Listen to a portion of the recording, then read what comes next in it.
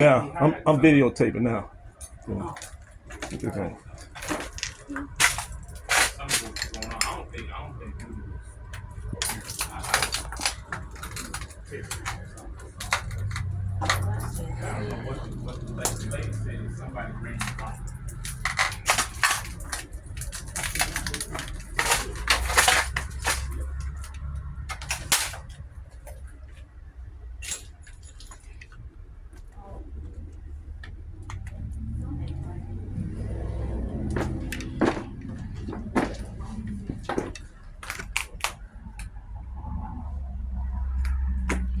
What's today's date?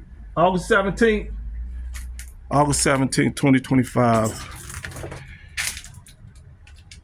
Approximately 2 o'clock, a car ran into the building of House of Mtenzi Museum, 1289 Madison Avenue, tore up the front of the building.